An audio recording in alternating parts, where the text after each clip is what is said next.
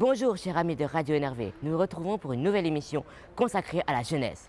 Je veux bien sûr parler des JOJ 2020. Nous allons commencer cette émission par une interview avec Yann Lodian. Et puis nous passerons plus tard à une interview de Antonin Savary, qui est un athlète des Jeux Olympiques de la jeunesse. Bonjour monsieur Logan, merci de nous accorder de votre temps. Comment allez-vous? Très bien, merci. À 3 semaines des Jeux, ça va bien. On est plus qu'impatients, tout est prêt? Alors tout est prêt, on est en train de finaliser les sites maintenant, on met aux préparations, on est prêt, le général. C'est 8 sites qui sont prêts, mais on finit maintenant sur chaque site de monter les containers, de monter les stands. Vous avez en arrière ici, on met des nouveaux panneaux, le look of the game, je crois dit, on rend très visible, dynamique, joyeux, accueillant les Jeux pour que ce soit un look Lausanne 2020. Bon, maintenant pour commencer et pour bien appâter les fans de sport d'hiver, pouvez-vous s'il vous plaît nous faire une description, un résumé de ces Jeux Olympiques en environ 2 minutes 30. Vous êtes prêts? À vos marques, prêts, partez. Alors les Jeux Olympiques de la jeunesse, c'est un nouveau concept du CEO qui a commencé en 2010. Les premiers Jeux étaient à Singapour, Jeux d'été, tous les 4 ans, comme les Jeux traditionnels. Les Jeux de jeunesse d'hiver Lausanne, ce sera les 3e d'hiver. Il y a eu Innsbruck, Lillehammer et Lausanne. On évolue chaque fois. Ce nouveau concept, il est fait maintenant sur 2 pays. On est en France et en Suisse, les premiers Jeux binationaux. Comme ça, on n'a pas construit de nouveaux stades. On va aller en France pour le biathlon et le saut à ski. Donc on ne construit rien de nouveau. On va où ça existe, où c'est là. Et on va sur 3 cantons, le canton de Vaud, le canton du Valais et les Grisons. La même chose pour ne pas construire de nouveaux sites. On parle 2 langues, on a 8 sites. Ça, c'est les Jeux de la jeunesse. On aura presque 1900 athlètes. On a une équité entre hommes et femmes comme athlètes qui vont venir. On a actuellement environ 80 pays qui vont venir. Les Jeux se déroulent sur 2 semaines, du 9 au 22 janvier. Et le concept du jeu, c'est comme les Jeux olympiques traditionnels. Il y a une cérémonie d'ouverture qui arrive au début, une clôture à la fin. On fait au milieu 2 petites cérémonies de bonjour et au revoir, welcome et bye bye, parce qu'on a ce qu'on appelle 2 vagues pour qu'il y ait plus d'athlètes. Une équipe vient que la première semaine, puis une autre équipe deuxième semaine. Donc il n'y a pas tout le monde qui reste tout le long. Puis la grande différence par rapport aux Jeux traditionnels, c'est qu'en plus, il y a un gros paquet éducatif. Donc on va éduquer les athlètes au village, beaucoup de modules d'éducation sur la nutrition, sur la gestion des médias, sur la gestion de son stress, sur le comportement par rapport aux interviews. Donc on va former ces athlètes qui auront entre 15 et 18 ans. Mais au niveau de l'expérience de vie, l'expérience des Jeux, c'est exactement comme les Jeux traditionnels. Puis en plus, on aura sur tous les sites encore une belle fête en ville qu'on appelle Enjeux, à Lausanne, sur tous les sites, Lézin, Villars, Diableret, Vallejou, il y aura ce qu'on appelle le festival Enjeux. Donc il y aura une fête en 2 semaines en ville Lausanne avec des initiations sportives, plein d'activités. Merci. Et de vous dans cette incroyable aventure, que faites-vous? Alors, je suis directeur général. J'ai été nommé en 2015 et j'ai commencé depuis 2016. J'étais seul, tout seul, d'autres bureaux. Il a fallu créer l'équipe, créer la société, créer les contrats de travail, engager les premières personnes, de monter en puissance, de prendre une relation avec les fédérations internationales, avec le CIO. Et je suis directeur, le chef d'orchestre, avec de fantastiques musiciens, une super équipe autour de moi. Et puis, c'est avec eux que je monte ce spectacle, ce concert magnifique, avec Jean Briand, puis on a une super équipe. Alors, je suis juste la personne qui doit accorder tout ça. Admettons maintenant que je sois libre du 9 au 22 janvier et que je ne désire pas tout voir de ces Jeux Olympiques de la jeunesse, mais que je préfère regarder ce que je préfère comme discipline. Pour commencer, je préfère par exemple le ski. Je suis fan de ski de piste et j'aimerais bien voir les gens genre Pierman Zubringen, Lara Gut, Schifrin. Je vais où pour voir les talents futurs qui sont dans ces disciplines-là? Alors, certains de ces athlètes mentionnés, donc Pirmine, Laragout et tout, seront peut-être sur place parce qu'ils sont nos ambassadeurs, donc ils vont peut-être venir pendant les Jeux, on y verra peut-être. Mais surtout, pour voir les futurs talents de ski, ça sera au Diableret. On a fait une nouvelle piste au Diableret, une piste extraordinaire qui accueille des compétitions filles homologuées, la première depuis 35 ans de nouveau. Le ski alpin sera au Diableret. Et puis moi, je vénère aussi Dario Colonia, le plus grand fondeur de tous les temps. C'est où que je pourrais aller voir le ski de fond? Dario, il sera lui. Dario, je ne sais pas s'il sera lui, mais on aura en tout cas le ski de fond à la Vallejou, qui est une région magnifique, moyenne altitude, qui a beaucoup fait pour le ski de fond il y a longtemps. Ils n'ont plus de compétition de ski de fond depuis 19 ans, homologuée. Et on a fait une compétition de test cette année, début de l'année, et ce sera là-bas qu'on aura le ski de fond, à la Vallejou, au lieu dit les Grands Roches. J'aime aussi beaucoup Rasta Rocket, et je peux aller voir ces fous qui se lancent sur les pistes de glace. Où est-ce que je dois glisser? Alors ça, c'est justement le concept qu'on va vous faire très durable, un concept sur le environnement, respectueux de l'environnement. Et on fait le bob sur la seule piste naturelle au monde à Saint-Moritz. Donc Saint-Moritz au Grison, qui a accueilli les Jeux Olympiques de 1948, ça sera là-bas qu'on fait le bob, luge et le skeleton sur la seule piste entièrement naturelle. Donc c'est une piste qui est, la neige tombe, un peu de glace, et à l'appel, on fait la piste, elle gèle naturellement, et on ira voir le bob à Saint-Moritz. Ah, c'est bien pour le réchauffement climatique, ça. Et le curling, ça se passe où? Curling, on va à Champéry. Champéry a une belle expérience de curling, une belle tradition de curling. Il fait beaucoup de compétitions de curling depuis très longtemps. Et ils ont une halle au Palladium qui est magnifique, qui est tout le temps active. Toute l'année, il y a de la glace, à part 2 mois. C'est là où Stéphane Ambiel s'entraîne aussi. Et juste à côté, il y a la halle de curling où on aura les championnats de curling pendant 2 semaines. Là, les athlètes restent tout long parce que le tournoi il est assez long. Donc 2 semaines curling à Champéry. Et en fait, je trouve où tout le programme précisément? Sur quel site internet? Alors sur notre site, c'est lausanne2020.sport. On a tout le site et puis quelques journaux, on a fait espions journaux qui ont le programme. Mais sur le site et l'application qui va bientôt sortir, il y a tout le programme en détail. Je suppose qu'il y a des billets d'entrée. Comment se fait pour m'en procurer? Alors sur le site, il y a tout pour la billetterie. Puis la billetterie, ce qu'on a fait, c'est que tout est gratuit. Toutes les compétitions sont gratuites. Donc on offre les spectacles, de voir ces athlètes du monde entier gratuitement. On aimerait juste que les gens s'inscrivent sur les compétitions qui sont à l'intérieur. Parce qu'il y a une capacité limitée à l'intérieur, à Champéry par exemple, ou à la patinoire de Malais, il y a une capacité qui est limitée. Donc on demande de s'inscrire pour être sûr qu'on n'ait pas les gens qui viennent et qu'il n'y ait plus de place. Les compétitions externes, c'est libre d'accès. Tout est gratuit. Mais vous pensez que je devrais débourser combien pour aller voir le ski à Villars avec le transport public et tout ça? Alors, pour monter à Villars, alors, il y aura des paquets spéciaux par la carte Mobilis. La région communautaire de trajet sur le canton de Vaud pardon, fait des cartes qui seront à 20 francs pour un nul normal et puis à 10 francs prix réduit pour la journée. Ça, c'est pour aller sur le site. Ensuite, pour monter à Villars, par exemple, pour le train pour Breteuil, il faut prendre un ticket de train ou alors un abonnement de ski pour les skier. Mais si on va au Diableret, en arrivant au Diableret directement avec le train, il n'y a plus d'en faire, on est sur place. Donc pour 20 francs ou 10 francs, on peut monter au Diableret pour aller les compétitions de ski. Comme les gens travaillent en pleine semaine, ce sera qui le public qui va venir voir ces compétitions? Alors, vu l'importance des jeux, vu la promotion qu'on en a fait, je pense qu'il y a beaucoup de gens qui vont prendre congé aussi pour venir voir parce que c'est unique. Il y a des gens qui prennent congé la semaine pour aller skier, donc ils peuvent prendre avec le Magic Pass, prendre un jour de congé, venir skier à l'Aisin pour les compétitions. Mais on a fait un programme extraordinaire avec les écoles aussi. Donc on a réussi à motiver sur le canton de Vaud. On a plus de 70 000 élèves qui sont inscrits au jeu. Donc sur les 90 000 élèves que compte le canton de Vaud, 70 000 sont déjà inscrits. Et on a beaucoup d'élèves du canton de Fribourg aussi, du canton du Valais et du canton de Genève. C'est bizarre, on n'a pas été conviés à ce grand événement. Dommage. Alors ça a été fait parce que c'était beaucoup sur le canton de Vaud. Ça a été fait à l'origine du canton de Vaud pour la gratuité des transports, parce qu'il y a le problème des gestions financières de chaque canton. Le canton de Fribourg va venir plutôt en quart, mais c'était laissé aux profs et aux directions d'école de savoir qui allait venir ou pas au jeu. Mais ça va encore venir, je pense. Les Jeux sont dans un mois, on a encore un petit peu de temps. J'espère. C'est donc Lausanne qui organise ces Jeux Olympiques de la jeunesse 2020. Mais pourtant, c'est pas une station. Lausanne, c'est pas une station de ski. Pourquoi cette ville-là en particulier? Quand on fait des Jeux Olympiques, aujourd'hui, le principe jusqu'à ce jour, c'est que le comité international olympique donne des Jeux à une ville, attribué à une ville. Ça a toujours été comme ça. On a eu les Jeux de Milan, on a eu les Jeux de Milan, maintenant que c'est attribué. Milan n'est pas une station de ski non plus. Les Jeux de Pékin pour l'été. Il y a eu les Jeux de Sochi pour l'hiver. Donc, ce n'est pas toujours une station de ski. On donne à une région, à une ville. Mais on donne un nom de ville. Donc, Lausanne, on a choisi Lausanne parce que capitale olympique. Et on est au centre, on a un épicentre extraordinaire parce que on a, au niveau de la glace, on a tout ce qu'il faut à Lausanne. Et puis on a le Jura qui n'est pas très loin. J'ai été cet après-midi, c'est 1 heure. On est au Jura, en 1 heure les Alpes vaudoises, donc tout n'est pas très loin. Et tous les athlètes dormiront à Lausanne. Il n'y a que Saint-Moritz où tout le monde dort sur Saint-Moritz, mais les autres dorment sur Lausanne. Maintenant, on change de sujet. J'ai découvert cette magnifique mascotte, Yodli. Vous pouvez nous expliquer comment elle a été fabriquée, comment ça s'est passé la fabrication, l'invention de cette mascotte? Depuis le début du jeu, on a voulu intégrer vraiment à fond la jeunesse. On fait confiance à la jeunesse, on a voulu leur faire confiance. On dit que c'est des jeux pour, avec et par les jeunes. Donc on a approché différentes écoles et puis la mascotte a été faite par Eracom, c'est une école d'art à Lausanne, de communication et d'art à Lausanne, qui est une école de la voie duale en Suisse, c'est la voie d'apprentissage.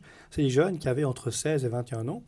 On a approché l'école et c'est l'école qui a fait ça dans son cursus scolaire 2017-2018. Et il y a eu un concours, d'abord toute l'école s'est mise sur le concours. Il y a plus de 300 élèves qui étaient engagés directement sur la mascotte. On avait 19 mascottes. Il y a eu un concours interne qui a été fait après. On est arrivé à 3 mascottes. On a montré ces mascottes aux jeunes sportifs à Ténéraux, les jeunes talents sportifs pour la Suisse, 500 talents sportifs, qui eux ont fait le choix, ces 3 qui restaient sur Yodli, qui est arrivé là. Et c'est l'école qui a décidé de faire cette mascotte avec un historique de quel animal, la Suisse, tradition des yeux avec la couleur raclette. Donc un petit clin d'œil sympathique pour la Suisse. Et maintenant pour le budget, vous êtes dans vos chiffres ou pas du tout? Vous êtes en train de dépasser le budget. On est dans le budget, on a réussi à tenir le même budget qu'à la candidature. Donc on a un budget de candidature qui est à 40 millions, on a le même budget, on le tient toujours. On a fait attention aux dépenses, attention à gérer le tout, mais on est dans le budget, on tient le budget. En général, c'est qui paye ce budget? Qui va... Pour faire les jeux, on avait dans la candidature, on avait une participation d'un montant de la ville, un montant du canton, un montant de la confédération. C'est les trois montants, et puis le CIO. C'est les quatre personnes, les quatre groupes qui payent. Et puis après, le reste, c'est les fonds privés, c'est les partenaires et sponsors, ou ce qu'on appelle beaucoup des prestations de services. On peut avoir des partenaires qui viennent, on ne reçoit pas d'argent, mais on reçoit des services. Ok. Maintenant, on n'a pas trop parlé des disciplines vraiment précisément, mais je sais que souvent on rajoute des nouvelles disciplines hivernales.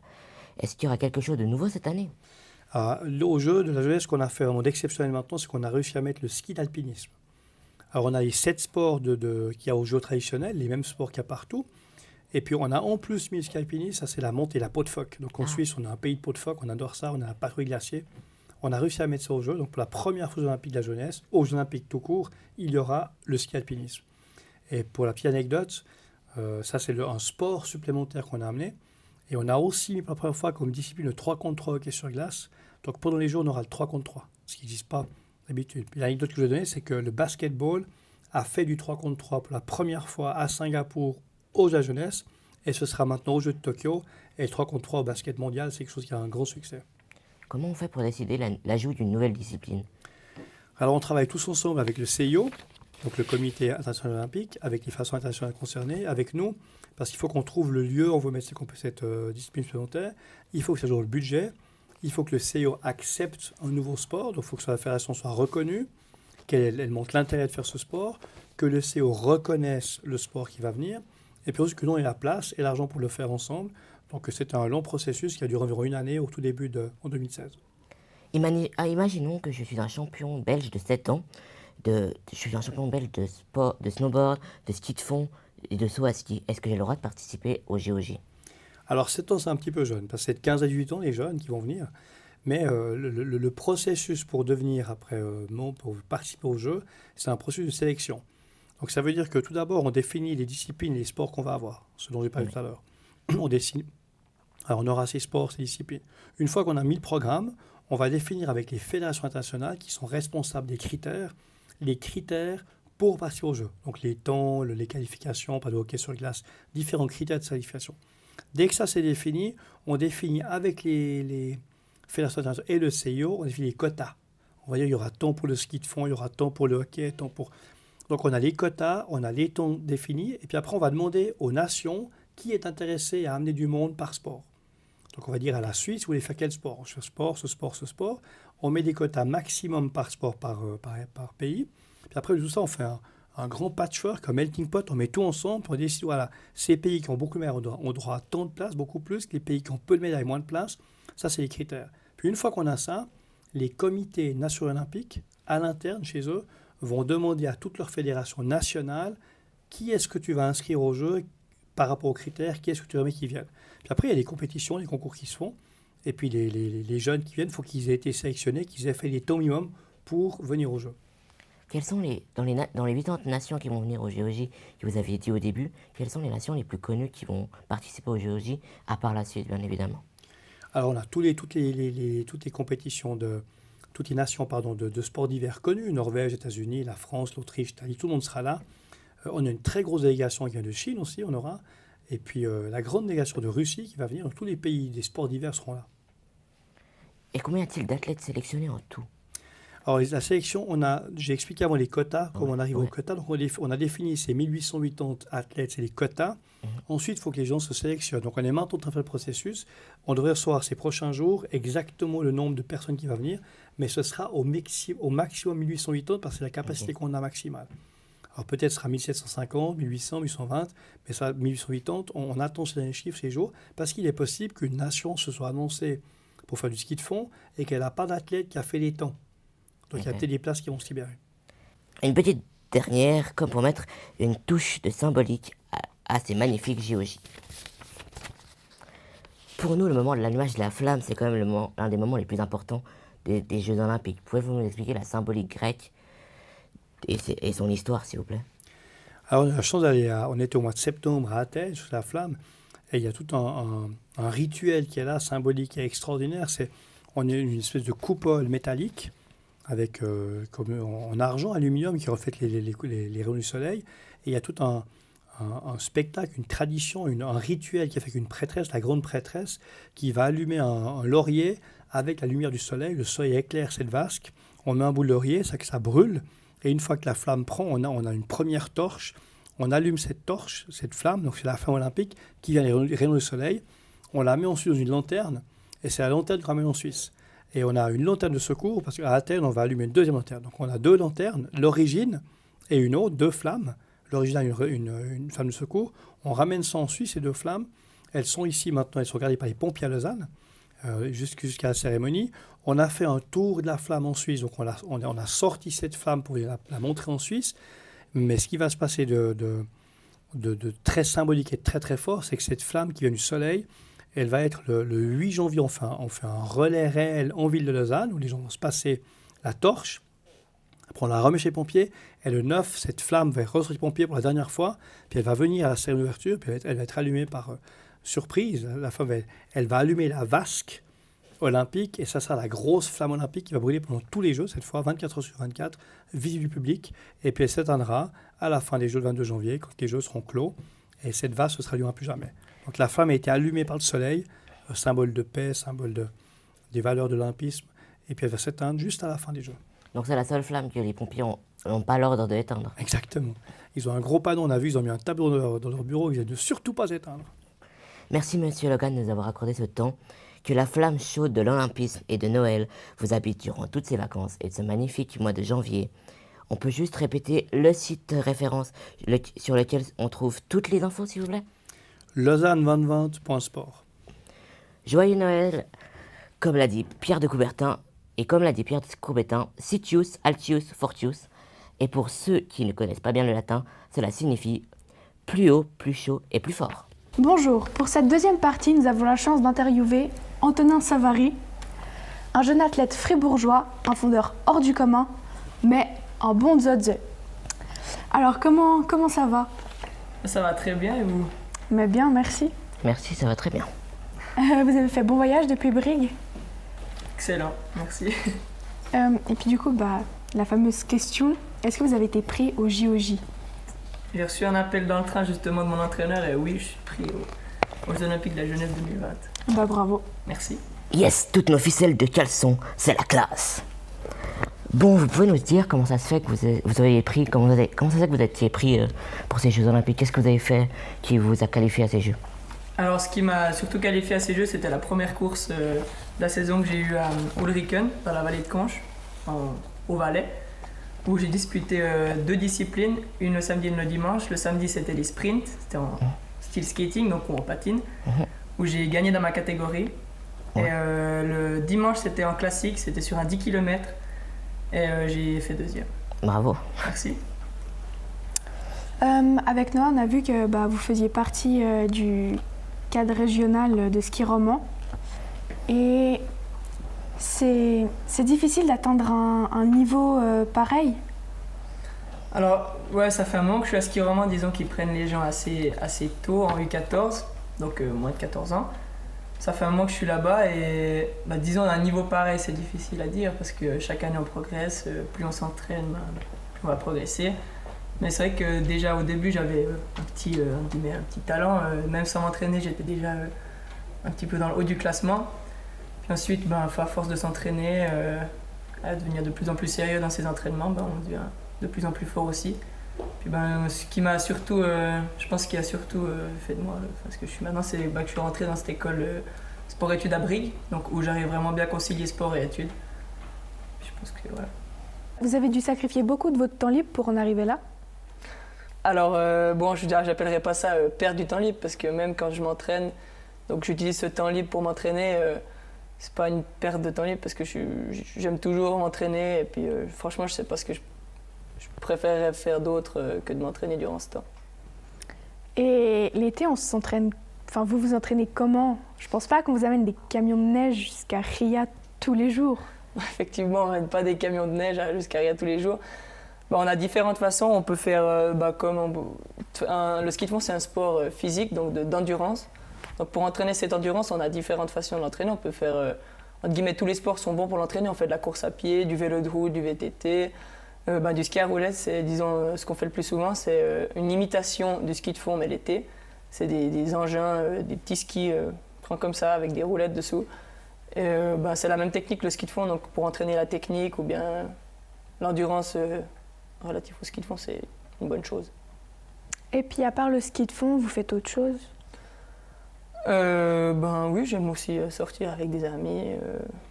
Enfin, tout ce que les jeunes de mon âge feraient, à part que je prends quand même beaucoup de mon temps pour faire du ski de fond, quoi. Pour en arriver là, je pense faut être bien entouré, mais c'est qui les gens de l'ombre qui vous ont poussé à cet niveau? Les premiers gens de l'ombre, c'est mes parents. Comme je pense tout sportif qui veut atteindre le meilleur niveau, ils ont tous nos premiers sponsors, entre guillemets, ça a toujours été nos parents. Si nos parents ne nous soutiennent pas, c'est très difficile d'en arriver là. Ensuite, j'ai tous mes amis qui m'ont soutenu, ma famille. Donc je pense que c'est les principaux personnes de l'ombre qui m'ont poussé à atteindre ce niveau. Moi, quand je pense au ski de fond, je pense au Grison, à Davos. Vous y allez souvent là-bas pour faire du ski de fond ou pour à Davos, non, j'y vais pas souvent. On a des fois des coupes suisses qui sont organisées à Davos, mais pour ma part, j'ai été peut-être que 2 fois là-bas. Donc c'est pas vraiment la capitale du ski de fond.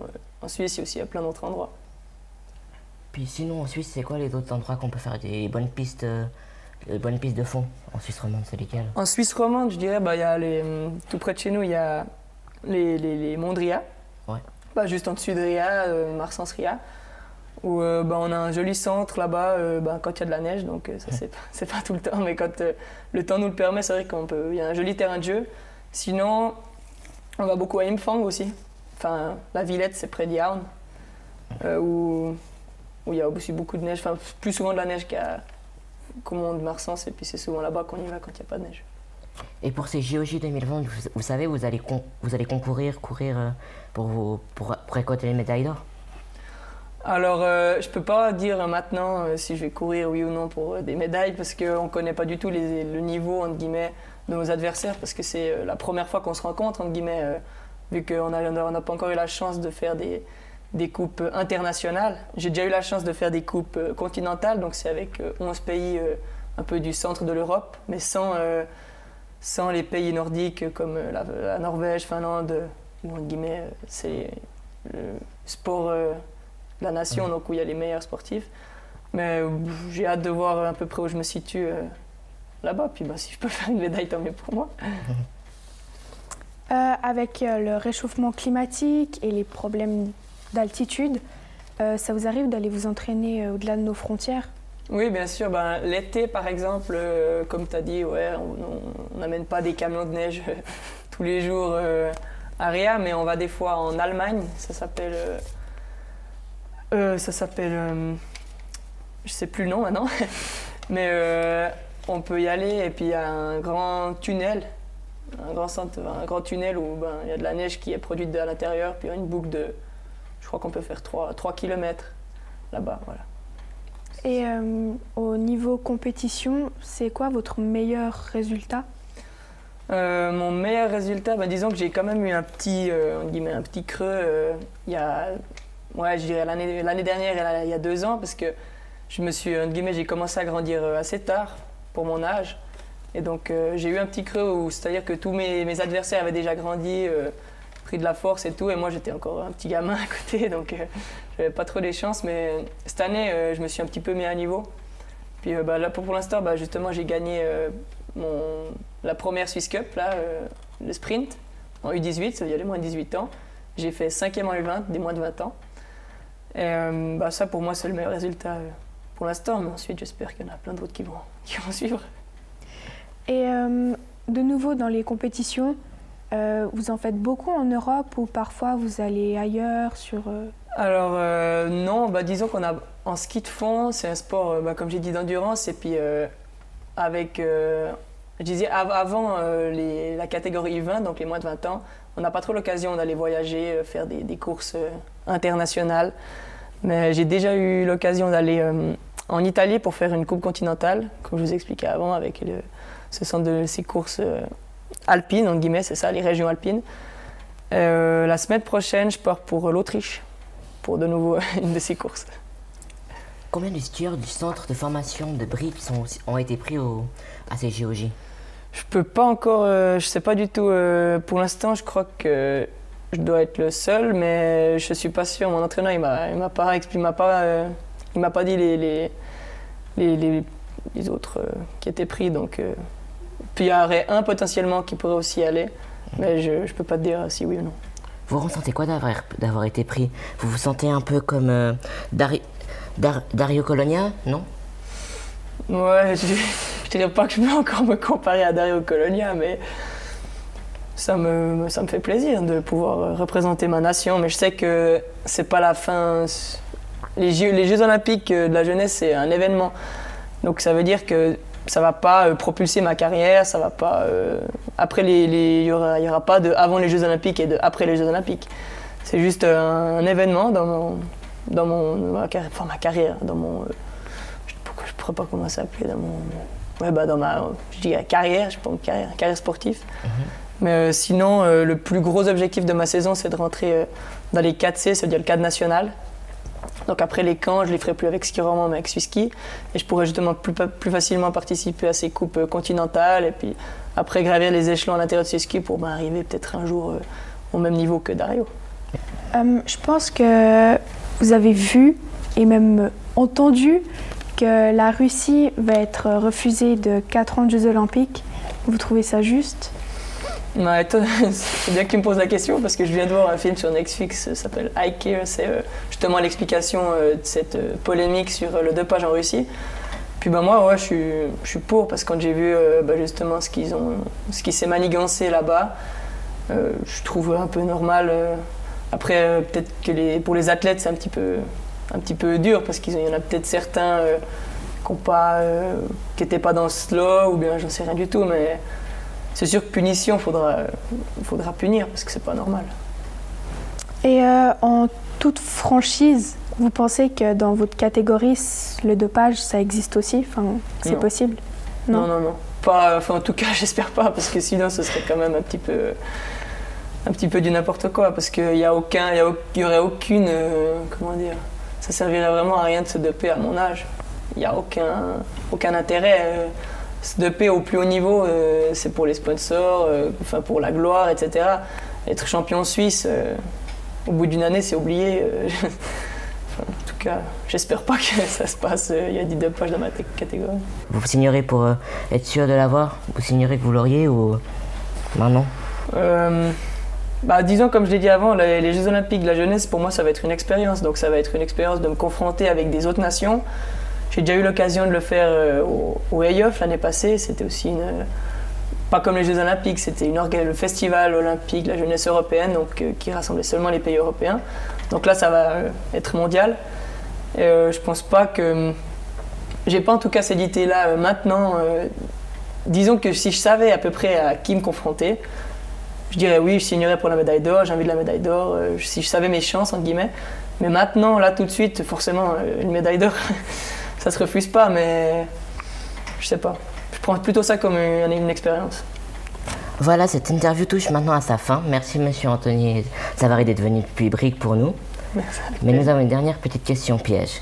Qu'est-ce que représente la flamme olympique pour vous, l'allumage de la flamme olympique qui se déroulera le 9 janvier à Lausanne à 18h, dans les alentours de 19h30? C'est une question piège. Qu'est-ce que ça signifie pour moi? Déjà le début des Jeux Olympiques de la jeunesse, forcément. Puis après, quand je suis assez bien la flamme olympique sur les réseaux, là, tout son passage. Puis ça montre bien que la Suisse, on est quand même un pays vachement uni, même si on parle plusieurs langues, on a une même état d'esprit au niveau du sport. Et voilà, je crois que c'est ça que représente la flamme olympique pour moi. Bravo, on voit bien qu'à Brigue, on bosse aussi pour l'école. Nous vous souhaitons de bons jeux et nous nous réjouissons de vous voir sur nos écrans. Bonne soirée. Merci, à vous aussi. Merci.